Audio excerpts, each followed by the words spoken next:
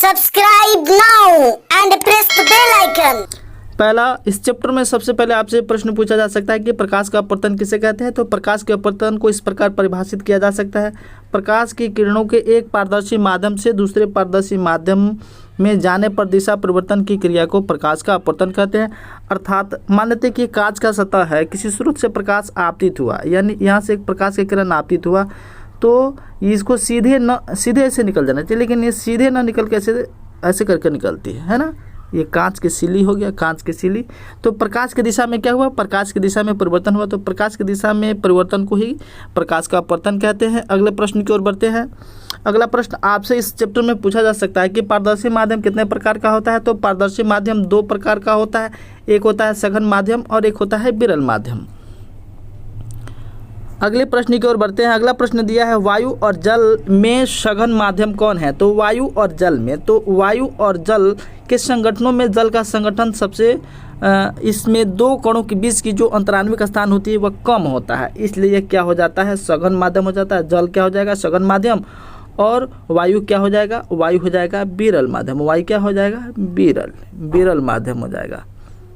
अगले प्रश्न की ओर बढ़ते हैं। अगला प्रश्न दिया हुआ है, पानी की सतह पर पेंसिल का मुड़ा हुआ दिखना किस क्रिया के कारण होता है। तो कांच की गिलास में हम पानी को भर लेते हैं और उसमें यदि हम किसी पेंसिल को डुबा के देखते हैं तो कांच कैसा दिखाई देगा, तो मुड़ा हुआ दिखाई देगा, और ये मुड़ने की प्रक्रिया प्रकाश के अपवर्तन के कारण ही संभव पाती है। कांच पानी की सतह पर पेंसिल मुड़ा हुआ दिखता है, तो किस क्रिया के कारण, प्रकाश के अपवर्तन की क्रिया के कारण।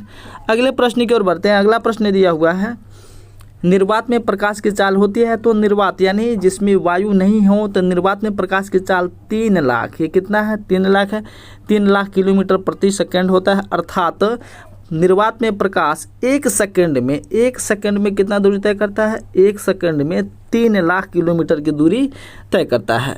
अगले प्रश्न की ओर बढ़ते हैं। अगला प्रश्न दिया है, पानी में प्रकाश की चाल कितना होता है। तो पानी में प्रकाश की चाल 2,25,000 किलोमीटर प्रति सेकंड होता है, 2 लाख किलोमीटर प्रति सेकंड होता है। अर्थात कांच में प्रकाश 1 सेकंड में 2,25,000 किलोमीटर की दूरी को तय करता है। अगले प्रश्न की ओर बढ़ते हैं। अगला प्रश्न, कांच में प्रकाश की चाल कितना होता है। तो कांच में प्रकाश की चाल 2 लाख किलोमीटर प्रति सेकंड होता है। अर्थात 1 सेकंड में कांच में प्रकाश 2 लाख किलोमीटर की दूरी को तय करता है। अगले प्रश्न की ओर बढ़ते हैं। अगला प्रश्न दिया हुआ है, किसी पारदर्शी माध्यम में प्रकाशीय घनत्व एवं चाल में क्या संबंध है। तो जिस माध्यम का प्रकाशीय घनत्व जितना अधिक होता है उसमें प्रकाश की चाल उतनी ही कम होती है।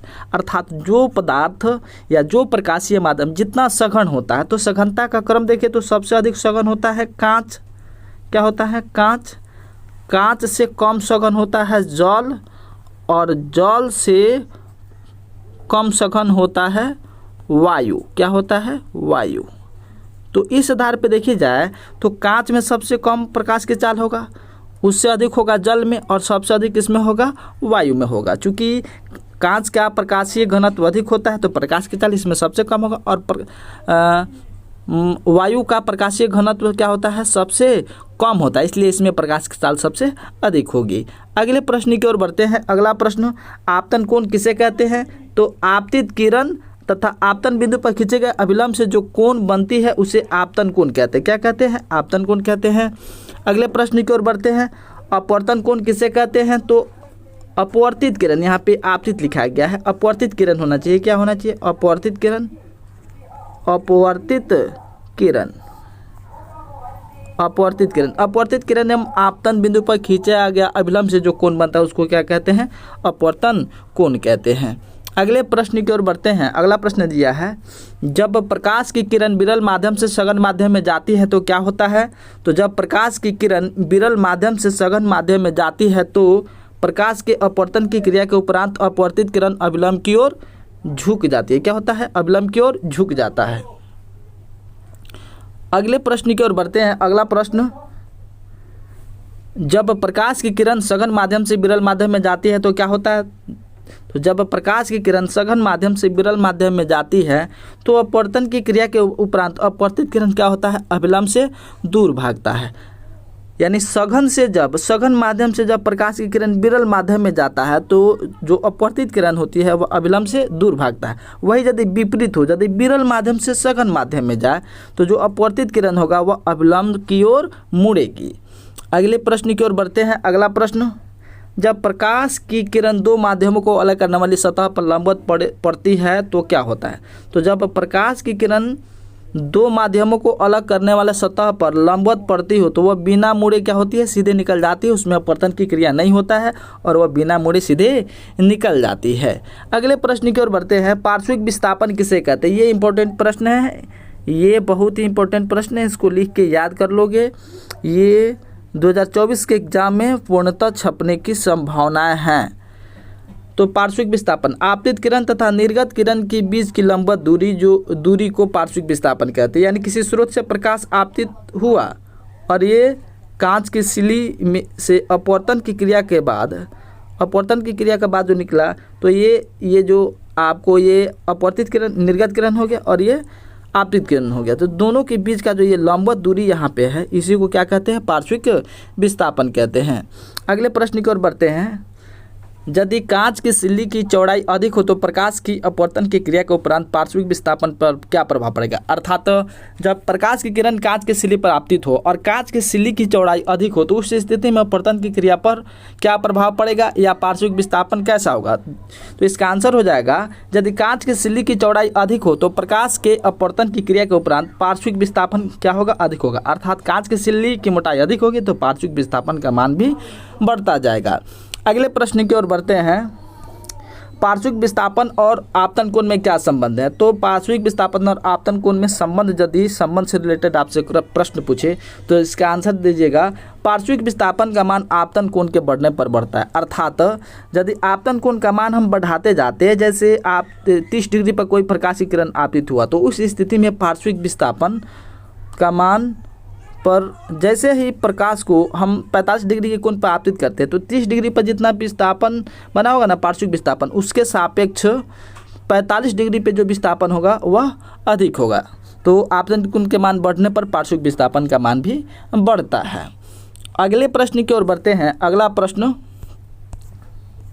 अपवर्तनांक किसे कहते हैं? अपवर्तनांक तो किसी माध्यम में प्रकाश की चाल और उस माध्यम में प्रकाश की चाल के अनुपात को क्या कहते हैं? उस माध्यम का अपवर्तनांक कहते हैं।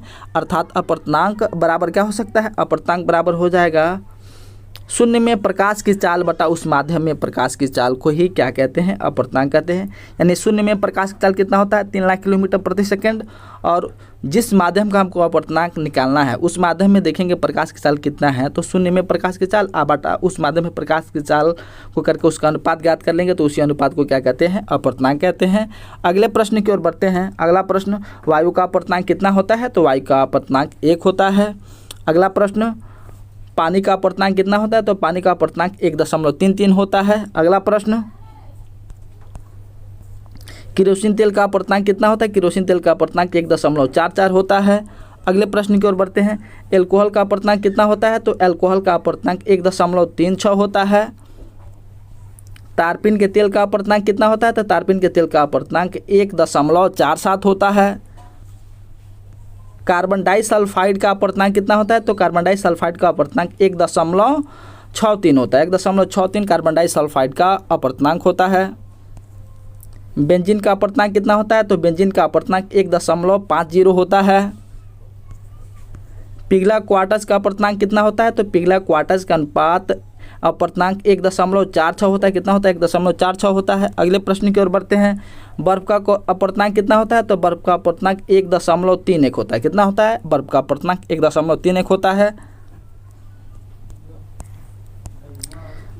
क्राउन कांच का अपवर्तनांक कितना होता है? तो क्राउन कांच का अपवर्तनांक 1.48 से 1.61 के बीच में होता है। क्या होता है? 1.48 से 1.61 के बीच क्राउन कांच का अपवर्तनांक होता है।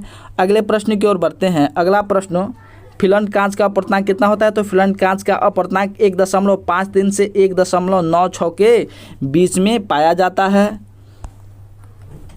कनाडा बाल्सम का अपवर्तनांक कितना होता है? तो कनाडा बाल्सम का अपवर्तनांक 1.53 होता है। 1.53 कनाडा बाल्सम का अपवर्तनांक होता है। मानिक्य का अपर्तनांक कितना होता है? तो मानिक्य का अपर्तनांक 1.71 होता है, 1.71। अगले प्रश्न की ओर बढ़ते हैं। अगला प्रश्न, सिंधा नमक का अपर्तनांक कितना होता है? तो सिंधा नमक का अपर्तनांक 1.54 होता है, 1.54 सिंधा नमक का अपर्तनांक होता है। अगला प्रश्न, हीरा का अपर्तनांक कितना होता है? तो हीरा का अपर्तनांक 2.46 होता है।